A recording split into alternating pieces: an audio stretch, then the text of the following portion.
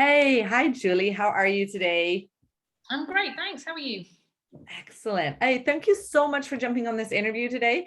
I'm really excited to have a chat and get to know you and your business a bit better. And of course, to hear some awesome tips from your particular niche that can help all these moms that are in the community and that are listening or watching this interview right now.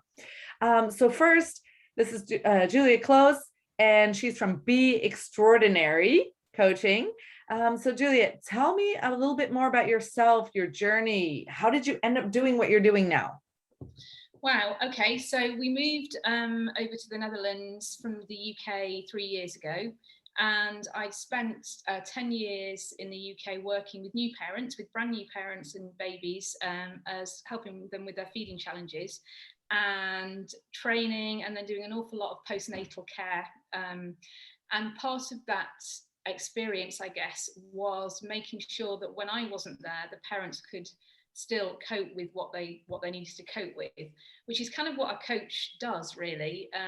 We're not here to be relied upon. We're here to launch people into whatever it is that they want to do. And I think moving gave me a fantastic opportunity to sort of really have a think about what it is that I wanted to do. So I retrained to be a coach. And I've got three daughters of my own, 22, 20 and 18 tomorrow. And they've all, as all families do, face sort of different challenges, had different experiences. Obviously, moving to a different country has been one of those experiences too. And I think that as a mum, I've had to take a really good look into myself as part of the coach training and dig fairly deep in terms of, working out who I am and kind of what I wanted to do. And the answer that I kind of came up with was, and the reason why Be Extraordinary Coaching, kind of the name came, was it's about helping people to be extraordinary. And that might be in something, really small and minuscule, such as, being a washing expert, and doing that to the absolute best of your ability. But the joy and the passion and the confidence that people get from doing something really well sort of really can carry through to so many other parts of their lives, especially with sort of young adults and teenagers, I think, because there's an awful lot of stuff going on out there in the real world that they find quite difficult to deal with, let alone people with more experience like ourselves. Yep. So your transition was that you came here, you experienced the struggle yourself, and you then said, you know what, I want to help other people with fulfilling their potential. And it doesn't matter where in their life their potential. I want to help them find themselves again, find that joy again, and really start living life fuller, right? More fully. Yeah, with no regrets. No regrets. Sometimes there's quite a lot of fear in there when you're sort of stepping off the edge and not quite knowing what results you're going to get. But I think being able to have that confidence to do that, it is a great thing to have, however old we are. Yeah, I agree. Totally. Yeah. So what would you say then that the moms that you help, right? Because I know you also help young adults, which I think is really amazing. And especially those who are living in different countries, right? Who don't have maybe their support network around them, which I can tell you definitely have been experiencing that recently myself, gearing up for a new move. We had to reach out, I think, to 4 different sets of people to get a little bit of extra help for moving stuff. So it's not just for young adults, but what would moms that you help, would you say they typically come to you for help with? I think, well, there's 2 different things that they come for help with. One is help for themselves, and one is for their children. And I think help for themselves is often, especially I think when they've got slightly older kids, is a lot of mums do tend to feel a bit lost because the kids are moving on, there's a lot going on with the children's lives, and suddenly they're like, hang on a minute, what am I doing? Who am I? And that manifests itself in lots of different ways. I think mums, we are particularly good at giving, and we get our kind of empathy levels get depleted, our kind of emotional energy gets depleted, and I think it's helping them kind of fill that back up, and work that out, and think about themselves, put themselves first. rather than last, which, you know, we're not very good at kind of keeping personal boundaries in place often, because we've given for so long, and that is extremely draining, and, you know, is very stressful sometimes. So that's certainly something that that I help mums with. And I think the other big thing is helping them to be able to let go, and just saying, you know, okay, I don't, you know, yes, I've done a fantastic job with my children this hour, this day, you know, the last 18 years, however long it is. Yeah. And now I need to be able to let go and do things for myself. And that women find incredibly difficult, you know, to do, because we often validate ourselves through what we do for others. And I think it's having that internal validation, I think, is what I kind of help mums with particularly. And with that comes confidence, and then the ability to be able to kind of open up loads of different possibilities as to what it is that they want to do next, or, you know, or in the present time, and have the confidence to kind of step into that. Yeah. I think, you know, and really kind of embrace it. And with the young adults, and the mums often come to me and say, my child needs help with organisation. They're so disorganised, you know, they need to get organised. And then you talk to the young adults, and that is the last thing that they think they need help with. They need help with, you know, they need help with routine, especially when they're moving to uni. And which is slightly different to organisation. They need to start creating their own life routines to help them deal with, you know, be independent, deal with the day and things like that. They need help with confidence, lots of help with confidence. They need help with dealing with comparing themselves to other people, which is a massive thing as well with social media. So that's the kind of stuff that that I kind of help the young adults with. And they also need help with managing their expectations of their parents, dare I say it, because sometimes there's a big difference between what the parents are expecting and what the children, you know, what the young adults kind of, where they see themselves. So there's a kind of a balancing act in there as well. But do you end up them playing kind of a go-between, or do you do coaching with them together, or is it then separate? I haven't coached them together, although obviously that would be great to be able to do. You know, I'm very clear in terms of that my client is the teen or the young adult in that case, and we feed back to the parents, but that's agreed with the young adult or the teenager beforehand, how we're going to do that, because that you know, there's a client confidentiality that you have to make sure that you adhere to, and parents are, you know, are cool with that, because they just want their kids to be happy and more motivated, I guess. So, and obviously Corona has been, you know, quite a, you know, if you're a social animal, as most teenagers are, a lot of teenagers are, and suddenly you don't have that at all, that has been really tough for some kids to sort of deal with. So you know, it's been great being able to sort of talk to them about how to manage that. So I'm getting the impression that the moms that come to you are generally the ones with a little bit older kids who are heading out.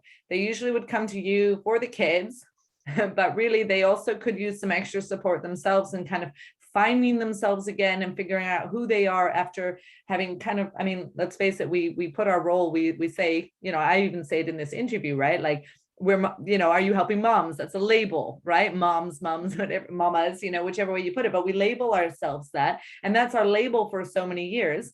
I totally recognize this, because when I took a step back from working full time to spend more time at home with my family, I remember very clearly just walking down the street. I was living in The Hague at the time, towards the central train station, all of a sudden realizing I don't have a job. Wait, who am I? Right? Like this whole, like the idea of being a stay-at-home mom was fine for everyone else except for me up until then, right? I had all these hidden judgments about it that I didn't even realize. But then realizing that my identity was shifting with this. And every phase also, you know, becoming a business owner. And I can totally imagine that then my kids are going to go out of the house and you go into a totally different phase in your life. That all brings transition, because what I'm hearing is the changes as well, right? Like the moms having changed, that the kids are going out of the house, but also the kids making change, also leaving the house and going to university for the first time and figuring out all those rhythms. But I think also, you know, with working parents too, there's the flip side of that, which is, you know, working mums that I've coached have this huge guilt that they're not there for their kids. So it's helping them as well sort of change that mindset of guilt into blamelessness. you know, and being able to embrace the situation that they're in at the time, and making it work and being joyful about it, you know, and seeing the potential in there and not carrying this enormous burden of guilt around with them, which, you know, I mean, most parents do, most moms certainly, whatever you do, you know, you feel bad about something. It's sort of, so, you know, but I think for working parents, it's, you know, it's equally as hard, sometimes harder, because, because they sort of carry this, oh, I should be doing more for my children. And not realizing that the kids don't know any different, you know, they just have got their reality. So whatever, and if their mums are feeling really guilty about it, then that's the issue. You know, the issue is not the situation, it's how we think about it, and it's been able to sort of help people see that. Definitely. It's so how we frame it, because you can frame it indeed, like you said, we can be guilty, but it's interesting that you use the term blamelessness.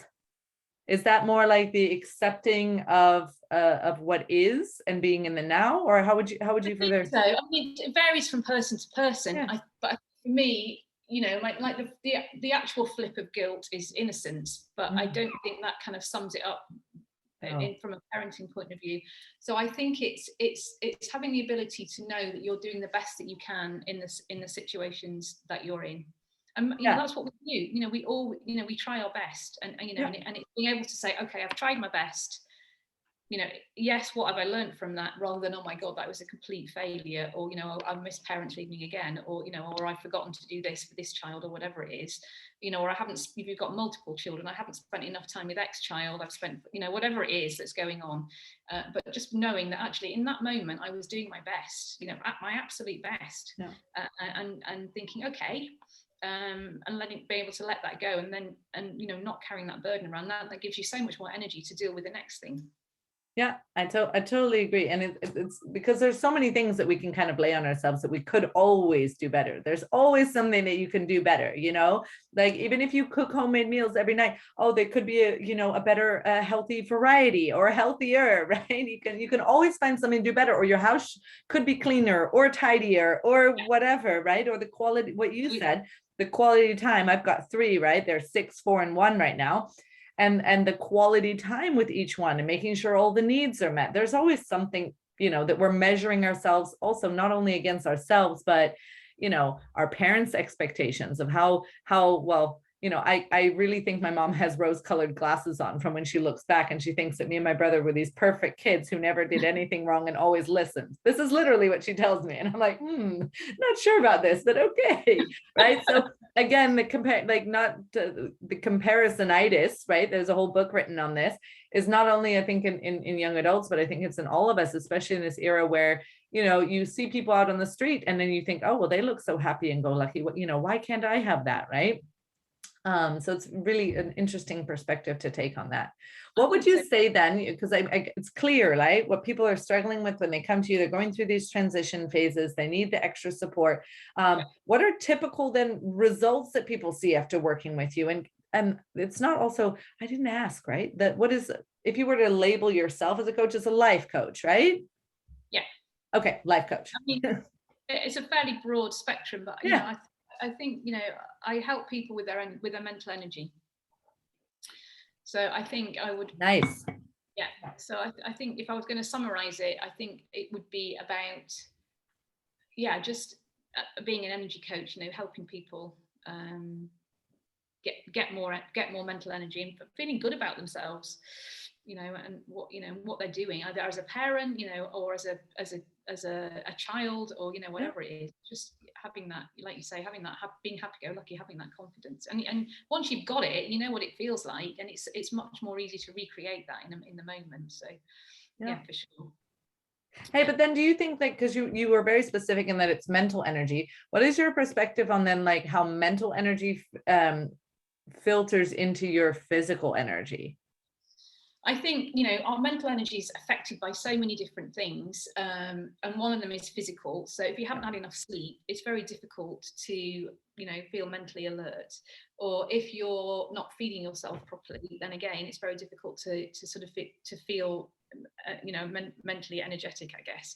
But there's loads of other different things that you can have, the external factors, I guess I would call them, rather than kind of what's going on in your head, or the internal factors. So there's things like the environment that you work in. It could be something really simple, like you need a comfy chair to sit on, and then suddenly you've got much more mental energy, but you just never would think about that.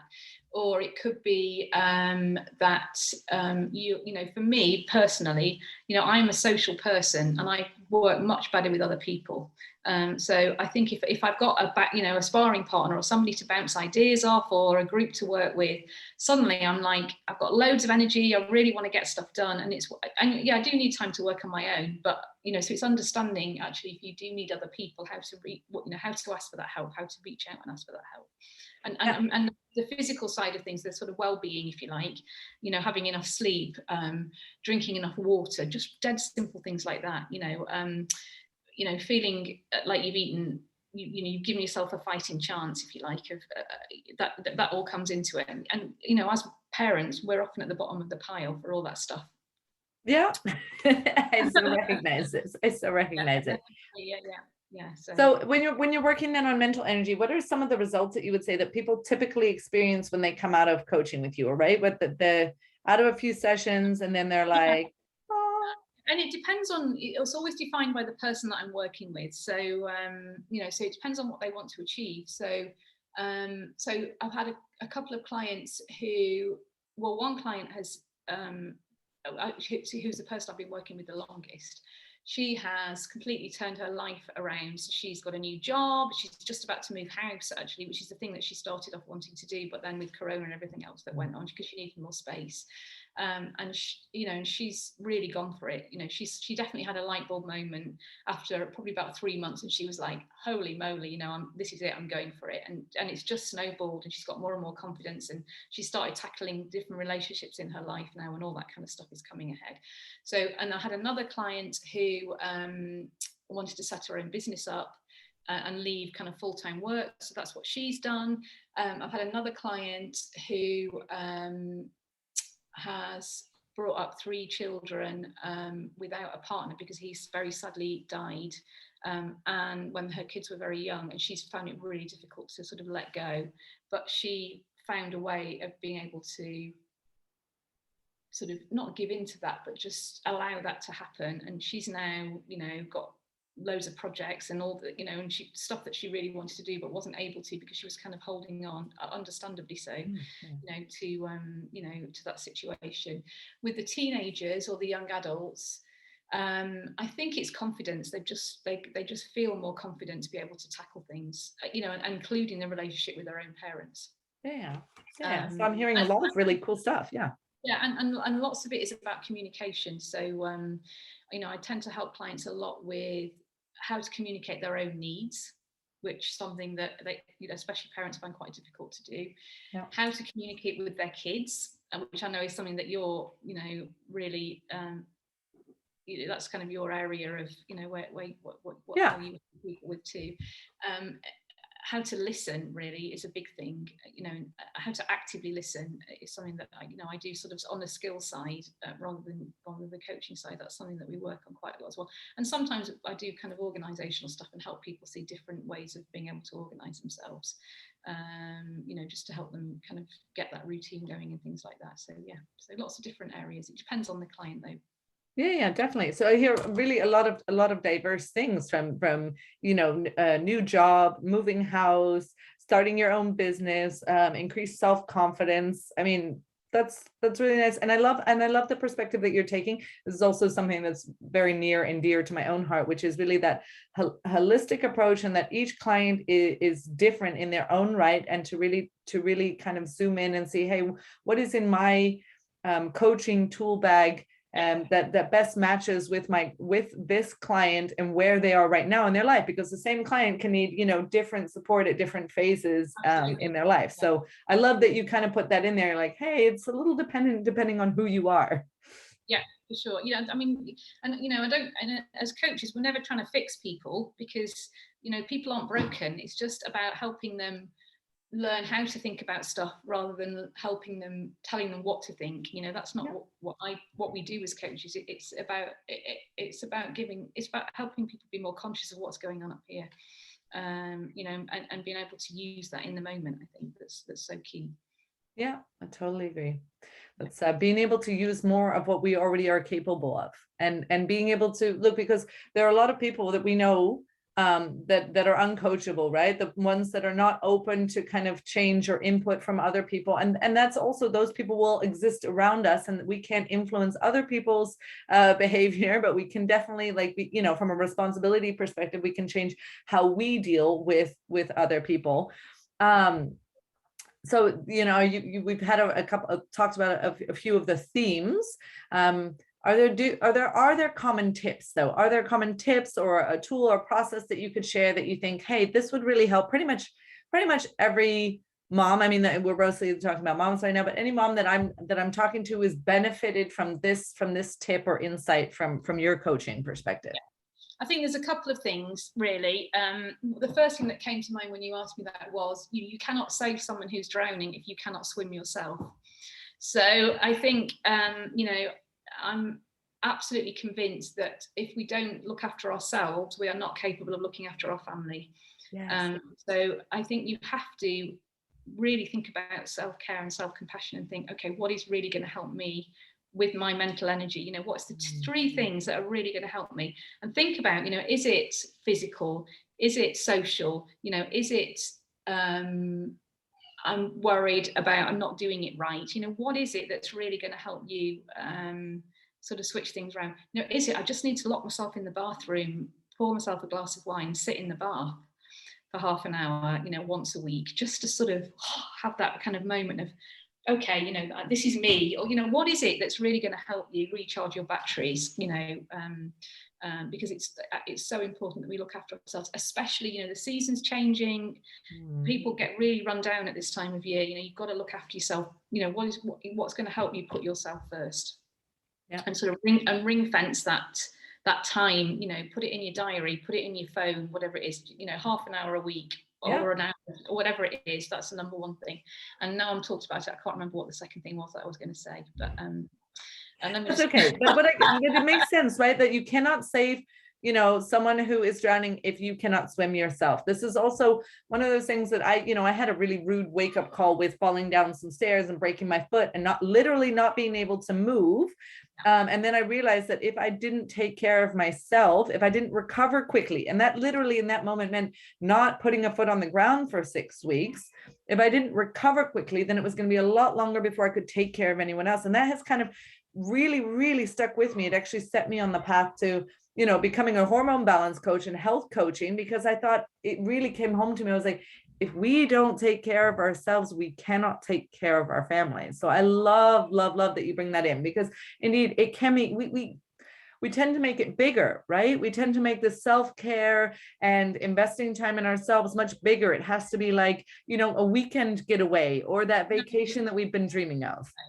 You just have to start thinking about yourself first, you know, and it doesn't have to take up lots of time, and sometimes you can incorporate that with doing things with the family as well. It doesn't have to be on your own, you know, you can do it with the family there too. Maybe it's going out for dinner with your husband, you know, or your partner, or, you know, whatever it is, you know, just schedule it in and just do it, because it will really, really, really help. The other thing as well that I was going to say was on the communication side, that people get defensive when they are challenged or frightened or put into a corner, and we forget about what it is that we actually need. And it's often it's kind of the thing behind the thing, and this is what coaching can really help you sort of uncover a little bit. So it's things like, you know, if we are angry because our child or our partner or whoever it is, somebody important in our life is late, for example, and we get really cross because we're, you know, we might explode and say, what do you mean, you know, you've come in half an hour past curfew or whatever it is, and there's a whole big family argument about it. And, you know, just for example, often it's because we are scared that something's happened to our child, but the kid, the young adult, thinks that we're trying to control them. So there's this whole kind of mismatch of behaviors going on. And we have to sort of be able to tap into what is it what do I need as a mum? You know, I need to know that my child is safe because I really love this person in my life. Mm-hmm. You know, I'm not doing this to try and control them. So we have to be able to express that in a way that somebody else can understand, by saying, you know, I need to know that you're safe and that you're going to be on home on time because I feel terrified that something bad is going to happen to you. Right. Next time, you know, this is going to happen, just let me know that you're going to be late, or, you know, or that you need me to pick you up, or whatever it is, rather than having this big explosion. But it's tapping into those needs. What is it you need, you know, what, you know, to feel? And being able to express that back to somebody else can really take the whole heat out of an argument or a discussion. You know, and then it's happened to me with my own children, you know, and I say I'm not doing this to try and, you know, be controlling or in charge. You know, it's just about making sure that you're safe.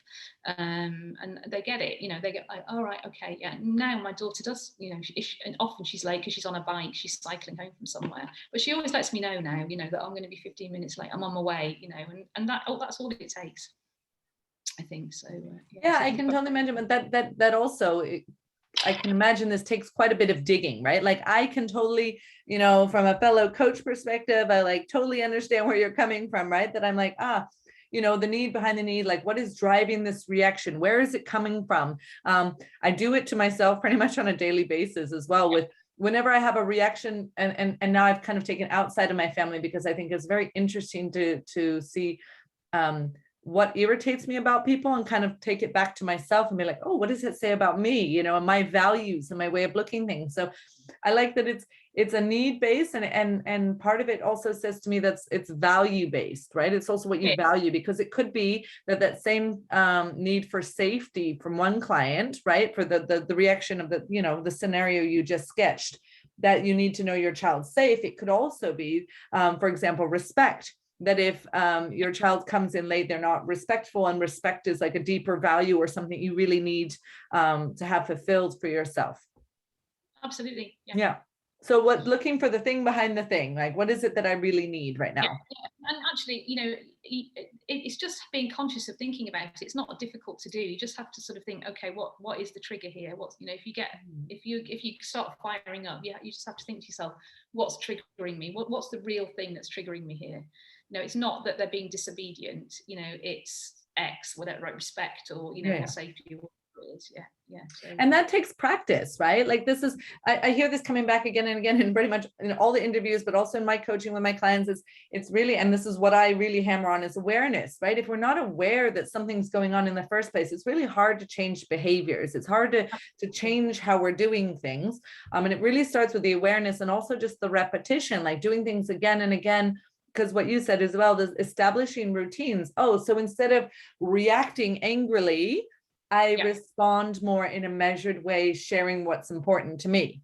Exactly. Yeah.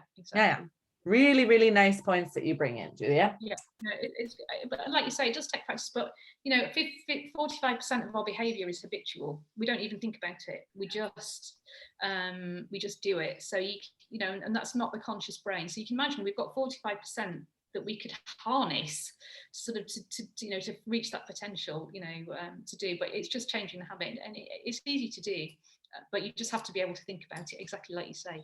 Yeah, so it takes some practice. Hey, if someone wants to learn, you know, more about, you know, what you're specialized in, do you have a resource you can share with us, like a website that you can say? It doesn't even have to be one of your own. If you have one, fantastic. But is there somewhere you would send people who wanted to know more? You know, because there's some of us who like you know, the reading and figuring out tidbits on our own. So, I do have a website. It's called beextraordinarycoaching.com. So there's stuff on there. There's a really good book called Nonviolent Communication by, I'll have to look him up because I've got him here on my thing, by Marshall Rosenberg, and he's like a conflict negotiator. So he does a really tough stuff, but he also does relationship coaching as well. It's a fantastic book to help learn the sort of technique of being able to express needs. And you know, I've worked with a lot of clients trying to help them get into the habit of using those words, and they've had great sort of results with that too. So nonviolent communication. It's this one. Oh, you got it. Yeah. Yeah. Then I would definitely second your recommendation. It's a really good one, also for just, you know, coming back from that attacking perspective and bringing it back to me and how I feel, and also future oriented, right? Like what we would like to happen the next time. Take away from the hanging in that moment, you know, that we like to hammer on all the things that this person did wrong and bring it up again and again and again, and instead looking more towards a solution and moving forward. Absolutely. Yeah. Great So one. I'd highly recommend that if anybody's interested in improving their communication skills. Yeah, that's a really good one to use. Fantastic. All right. Any last words of wisdom for those hardworking moms out there? I think take a deep breath, hardworking mums, and remind yourself of what a fabulous job that you're doing. Because all you have to do is look at your children and know that you know that you're doing a fantastic job, and just put yourself first. That's what I would say. Just think about the easiest and quickest way of doing that, because it will reap you benefits, but also your family benefits too. Oh, I so agree with this one. Thank you so much. Hey, Julie, I will share with your interview. I'm going to share your website and contact information so that if anyone wants to, they can reach out and get in touch. Otherwise, I would say thank you so much for popping in today and sharing your knowledge and your tips. I've really enjoyed our interview together. Good stuff. Thanks. Thanks, Joanna. All right. Bye. Bye.